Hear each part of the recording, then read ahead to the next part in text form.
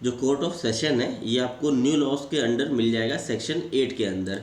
ये बताता है कि इसका जो काम होता है कोर्ट ऑफ सेशन का, सीरियस ऑफेंसेस सुनने के लिए होते हैं, जैसे कि रेप, मर्डर, डेकॉइटी। ये सारे अपराध जो है काफ़ी सीरियस नेचर के होते हैं, तो ये कोर्ट ऑफ सेशन सुनते हैं।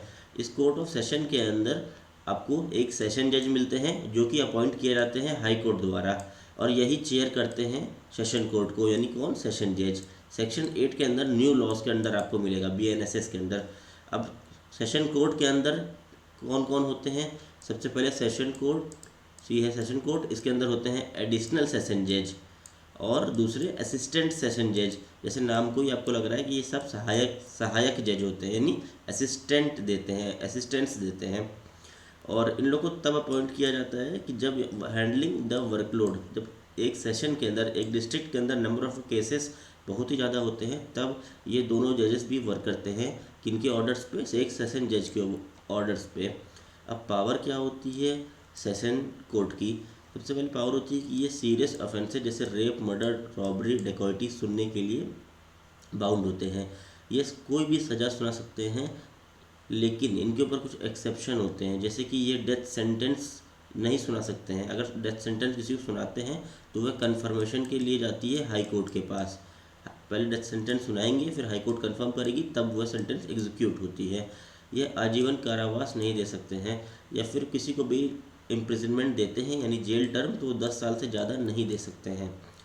अब सेशन कोर्ट के पास पावर होती है कि वह रिविजनरी पावर होती है, यानी सेशन कोर्ट के नीचे जो भी मजिस्ट्रियल कोर्ट होगी वह जो भी ऑर्डर सुनाती है तो उसको यह रिवीजन कर सकते हैं ऑर्डर का, अगर कोई अपील में जाता है तो इनके पास।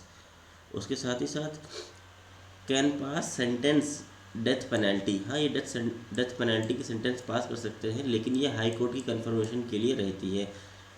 पावर ऑफ एडिशनल सेशन जज। अब जो एडिशनल सेशन जज होते हैं, हम लोगों ने देखा था कि सेशन कोर्ट के अंदर दो जज होते हैं, एडिशनल सेशन जज और एक असिस्टेंट सेशन जज। तो जो एडिशनल सेशन जज हैं ये भी सीरियस ऑफेंसेस सुन सकते हैं।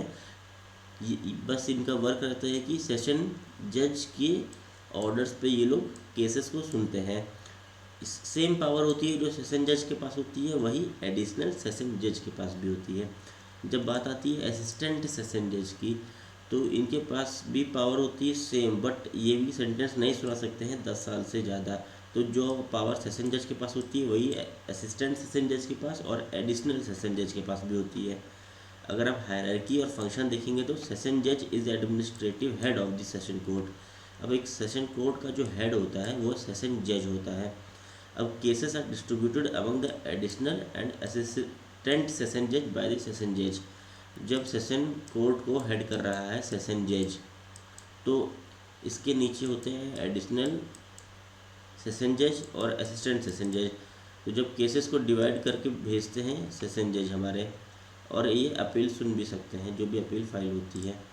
तो ये था पूरा फंक्शंस सेशन कोर्ट का।